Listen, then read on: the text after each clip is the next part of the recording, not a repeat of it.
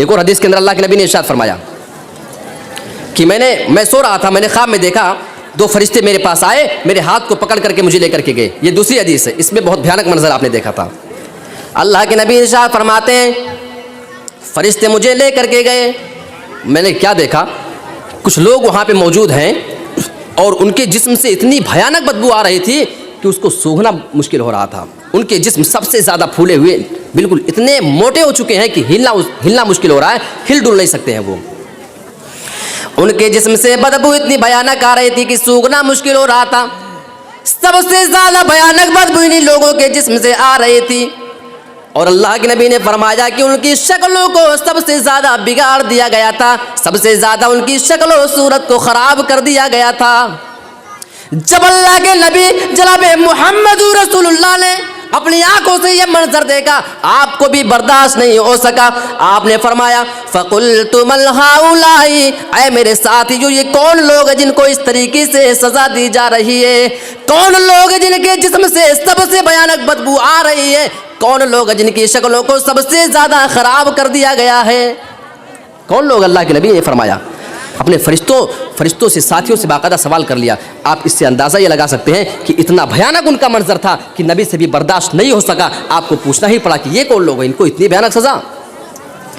जब नबी अकरम ने सवाल कर लिया, सवाल करके आप खामोश होते हैं, जवाब दिया जा रहा है, गौर से सुनिएगा। जवाब मिलता है अज़्ज़ानून वज़्ज़वानी, अल्लाह के नबी ये ज़िना करने वाले मर्द हैं, ज़िना करने वाले मर्द हैं, और ये ज़िना करने वाली औरतें हैं, लड़कियां हैं, जिनके जिस्म से सबसे भयानक बदबू आ रही है, जिनकी शक्लें सबसे ज़्यादा बदसूरत कर दी गई हैं कि इंसान उसको देखना भी गवारा ना करे। अब आइए ज़रा इसकी हिकमत जान लेते हैं कि ज़िनाकारों के जिस्म से भयानक बदबू क्यों आएगी और ज़िनाकारों की शक्ल सूरत को इतना बिगाड़ क्यों दिया जाएगा, इतना ख़राब वहाँ पे क्यों कर दिया जाएगा? ऐ अल्लाह, इसकी क्या वजह है? मुहद्दिसीन ने किसी चीज़ को छोड़ा नहीं है। आइए नहीं जानते हैं तो उसको भी बताते चलता हूँ। ज़िनाकारों के जिस्म से भयानक बदबू क्यों आएगी, इसकी वजह जान लीजिए, गौर कीजिएगा मेरे भाइयों। जब भी दुनिया में कोई भी लड़का ज़िना करने के लिए निकला करता है, किसी भी लड़की को मायल करने के लिए निकला करता है, तो जिस्म पे सबसे अच्छे परफ्यूम का वो इस्तेमाल करके निकल रहा है, जन्नतुल फिरदौस का, इत्र का, न जाने कौन कौन सी खुशबू लगा करके वो लड़की को मायल करने के लिए निकला करता था। और हमारी माँ और बहनें, आप भी ज़रा गौर करें, जब भी कोई लड़की किसी लड़के को मायल करने के लिए निकला करती थी, अपने जिस्म को सबसे ज़्यादा खुशबू से मुअत्तर कर देती थी, अपने जिस्म में सबसे अच्छी से अच्छी खुशबू का इस्तेमाल करके निकला करती थी। यानी दुनिया में इस काम को करने के लिए अपने जिस्म को सबसे ज़्यादा खुशबूदार बनाया करते थे। हमारे जिस्म से सबसे अच्छी महक आनी चाहिए। अल्लाह रब्बुल आलमीन उसी जिस्म को उस क़यामत के दिन इतना ज़्यादा बदबूदार कर देगा कि उसको सूंघना किसी आदमी के बस की बात नहीं। उनसे ज़्यादा भयानक बदबू किसी की हो ही नहीं सकती है। चलिए, ये तो एक वजह हो गई कि उनके जिस्म से भयानक बदबू क्यों आएगी। अब दूसरी वजह अल्लाह के नबी ने बयान फरमाई कि उनकी शक्ल इतनी बदसूरत थी, इतनी बदसूरत कर दी गई थी कि उनको देखना गवारा नहीं हो रहा था। अल्लाह तू जानियों की शक्ल और सूरत को इतना बिगाड़ करके क्यों रखा है? इसका जवाब भी आप सुनते चले। जब भी दुनिया में कोई लड़का ज़िना करने के लिए किसी लड़के को मायल करने के लिए निकला करता है, या वक्त मुतय्यन हो चुका है, फला जगह हमें मुलाकात करनी है रात के वक्त, जब कोई हमें देखने वाला भी ना हो, यही ना हो रहा आजकल, ज़िनाकारी का अड्डा ऐसे खुल रहा है। यानी जब वो ज़िना करने के लिए निकला करते हैं तो अपने शक्ल सूरत को वो बना संवार करके निकला करते हैं, बाकायदा मेकअप करके, अच्छी से अच्छे क्रीम का इस्तेमाल करके वो जाया करते हैं। यानी ज़िना के लिए वो अपनी शक्ल सूरत को बनाया करते थे, संवारा करते थे। क़यामत के दिन ऐसे लोगों की शक्ल सूरत को इतना बिगाड़ दिया जाएगा कि उसको देखना मुश्किल हो जाएगा। यहाँ तो निकल रहे हो ना, जो देखे तकता रह जाए, आपको देखता रह जाए, वहाँ आपकी शक्ल कोई देखना गवारा नहीं करेगा। अल्लाह इतना मस्त कर देगा आपके चेहरे को इस काम की वजह से। और ज़िना करने वाला, जब एक इंसान ज़िना का आदी हो जाता है ना, तो उस आदमी के अंदर बड़ी हिम्मत पैदा हो जाती है, बड़ा दिलेर हो जाता है, उसके अंदर से डर ख़त्म हो जाता है। एक बार एक आदमी अल्लाह के नबी के पास भी आ गया था और कहने लगा, अल्लाह के नबी मुझे आप ज़िना करने की इजाज़त दे दीजिए। ज़िना करने की इजाज़त अल्लाह के नबी के सामने आकर के मांग रहा है। सारे साहबा उसको मारने के लिए दौड़ पड़े। हट, पागल हो गया, नबी के सामने ज़िना की इजाज़त मांग रहा है। आपने अपने साथियों को रोक दिया, मेरे साथियों इसको डांटने की ज़रूरत नहीं है। आपने अपना प्यारा लहजा उस आदमी के सामने पेश कर दिया, आपने उस आदमी को आपके पास बुला लिया। देखिए, ज़िना की इजाज़त मांगने आया है, लेकिन आपने उसको डांटा नहीं, अपने पास बिठा लिया। इससे पता चलता है कि अल्लाह के नबी का अखलाक कितना बुलंद था। यहाँ अगर किसी मौलवी साहब के पास अगर कोई आ जाए तो सबसे पहले जूता निकाल करके 4 जूता उसको मारेंगे। पागल हो गए हो, ज़िना की इजाज़त मांगने चले आ रहे हो हमारे सामने। लेकिन नबी ने डांटा नहीं, बुला करके अपने पास बिठा लिया। आपने फरमाया, मेरे दोस्त कोई बात नहीं, तू आया मेरे पास ज़िना की इजाज़त मांगने के लिए। हालांकि नबी ज़िना की बड़ी ख्वाहिश हो रही है, मैं बदकारी करने के लिए आया हूँ और मैं चाहता हूँ कि आप मुझे इजाज़त इस बात की दे दें कि मैं जा करके ज़िना कर सकूँ। आपने फरमाया, मैं ज़िना की इजाज़त तुम्हें दे देता हूँ, लेकिन एक सवाल का जवाब दो, क्या तुम ये पसंद करोगे? मेरे भाइयों ज़रा गौर से सुनना, नबी के जुमले हैं। आए मेरे साथी, क्या तू ये पसंद करेगा कि कोई आदमी तेरी माँ के साथ ज़िना करे, बदकारी करे? कहने लगा, अल्लाह के नबी बिल्कुल नहीं, हमारी माँ के साथ कोई ज़िना करे ये मुझे गवारा नहीं है। आपने फरमाया, तू जिसके साथ तू जाकर के ज़िना करना चाहता है वो भी किसी की माँ होगी। चलो अच्छा ऐसा बताओ, माँ को छोड़ दो, कोई तुम्हारी बहन के साथ अगर ज़िना करना चाहे तो क्या तुम इस काम को पसंद करोगे? कहने लगा, अल्लाह के नबी बिल्कुल नहीं, कोई आदमी मेरी बहन के साथ ज़िना करे दुनिया के अंदर ये मुझे पसंद नहीं। नबी ने फरमाया, मेरे साथी, तू भी जिस लड़की के साथ ज़िना करने जाएगा वो भी तो किसी की बहन होगी। अच्छा चलो, बहन के साथ नहीं, कोई तुम्हारी बेटी के साथ ज़िना करे तो क्या तुम इसे पसंद करोगे? कहने लगा, अल्लाह के नबी बिल्कुल नहीं, मुझे ये बात भी पसंद नहीं कि कोई मेरी बेटी के साथ जा कर के ज़िना करे। नबी अकरम उसको समझाते जा रहे हैं। आपने फरमाया, तुम जिसके साथ ज़िना करने जाओगे वो भी तो किसी की बहन बेटी होगी। अच्छा ये बताओ, तुम्हारी खाला के साथ कोई? अल्लाह के नबी बिल्कुल नहीं।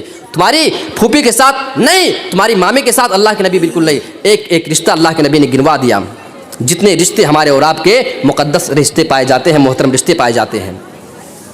उस आदमी ने हर बार इनकार कर दिया, अय अल्लाह के नबी, मुझे बिल्कुल भी पसंद नहीं है कि कोई मेरे घर में किसी भी औरत के साथ जाकर के ज़िना करे। आपने फरमाया, बस ऐसे ही समझो, तुम जिस भी औरत के साथ, जिस भी लड़की के साथ ज़िना करने जाओगे वो भी तो किसी के घर घराने की लड़की हुआ करेगी, किसी की बहन, किसी की माँ, किसी की बेटी होगी। आपने उस आदमी के सीने पे अपना हाथ मारा और दुआ किया, अल्लाह तो इस आदमी को इस बुरे काम से निजात दे दे। और अल्लाह रब्बुल आलमीन ने फिर उस आदमी को इस रास्ते से हिदायत दे दी और वो सुधर गया। अब मैं आपसे एक पैगाम, आपको एक बात बताना चाह रहा हूँ। इस हदीस को सुनने के बाद आप अपने आप को किस मकाम पे पा रहे हैं? हमारे नौजवान तो सोच रहे होंगे, मौलाना साहब चीखते रहिए, आप जितना चीख पाएँ, हम तो जिस लड़की से अपना चक्कर चला रहे हैं उसको चलाते रहेंगे, छोड़ेंगे नहीं।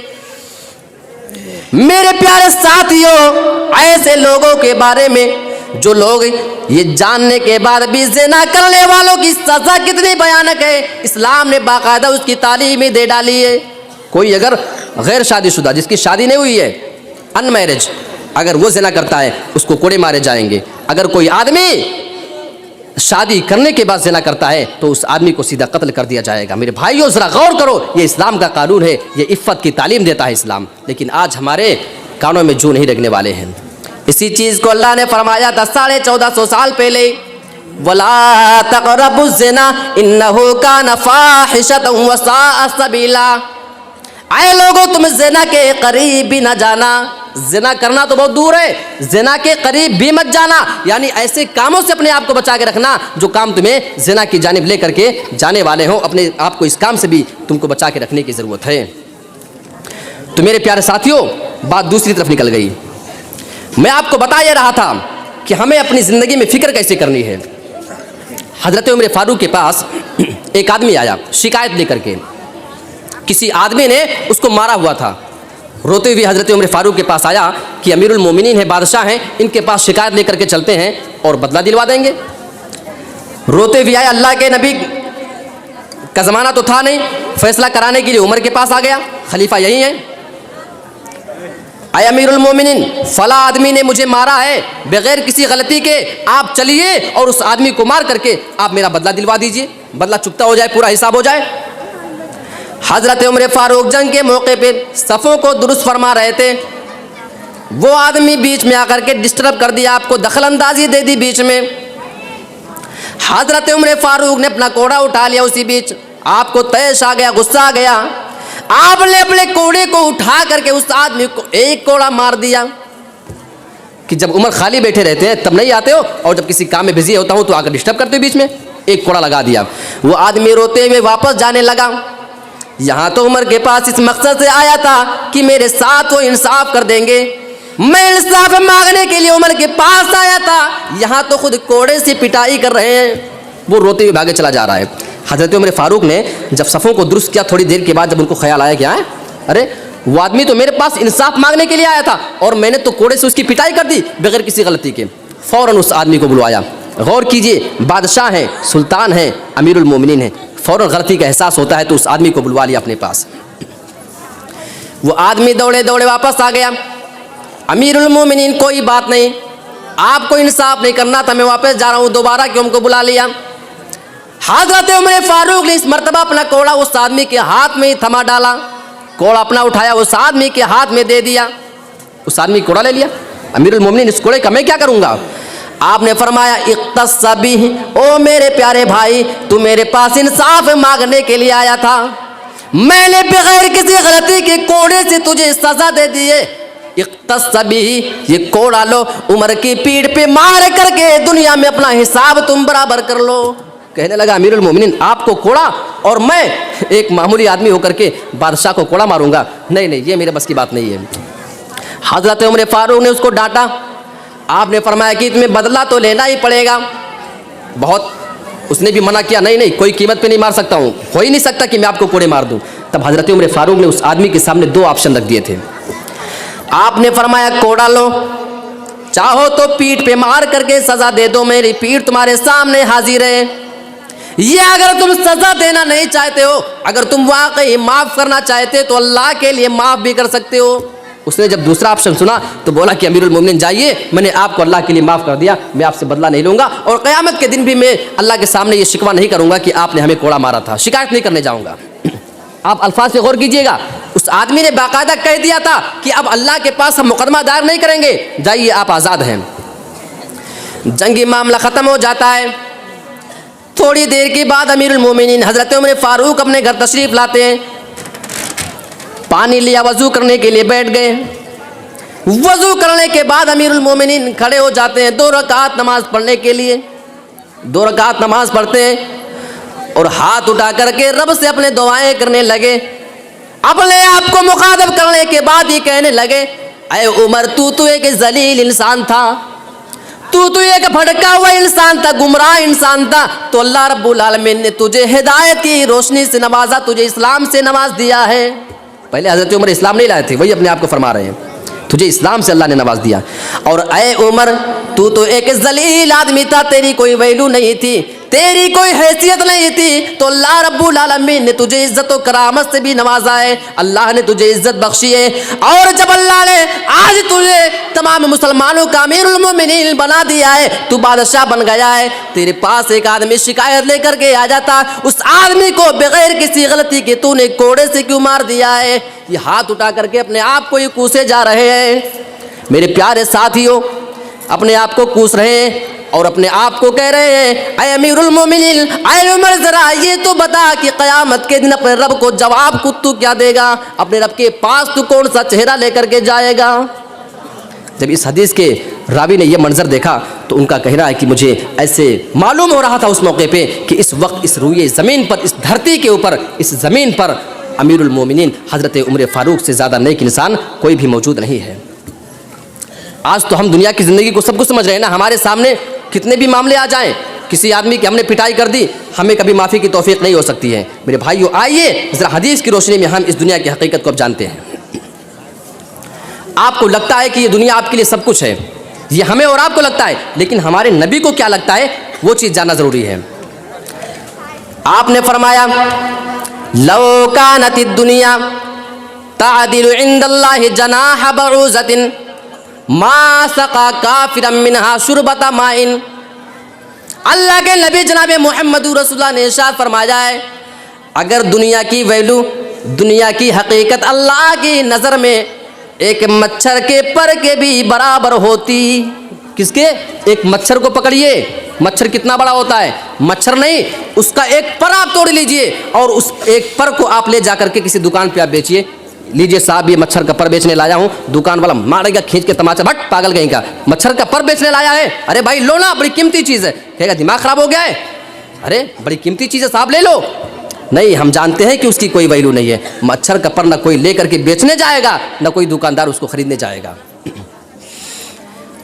मौलाना साहब आप अजीब बात कर रहे हैं, कोई मच्छर का पर बेचने जाएगा? हाँ हाँ, हमने तो दुनिया को इतना मकाम दे करके रखा है, जबकि नबी ये फरमा रहे हैं कि अल्लाह की नज़र में मच्छर के पर के भी बराबर इस दुनिया की वैल्यू नहीं है। और अगर अल्लाह की नज़र में मच्छर के पर से भी ज़्यादा इस दुनिया की कोई हकीकत, कोई वैल्यू, कोई औकात होती तो अल्लाह रब्बुल आलमीन किसी भी काफिर को मा सका काफिरम मिनहा शुरबता माइन, अल्लाह रब्बुल आलमीन इस धरती के ऊपर, इस ज़मीन के ऊपर किसी भी काफिर को, किसी भी धारिया को, किसी भी अल्लाह के इनकार करने वाले को एक घूंट भी पानी ना पिलाता, एक बूंद उसको पानी ना देता। यानी पता ये चला कि अल्लाह की नज़र में उसकी कोई वैल्यू ही नहीं है। आज हमारी नज़र में तो दुनिया ही सारी चीज़ है।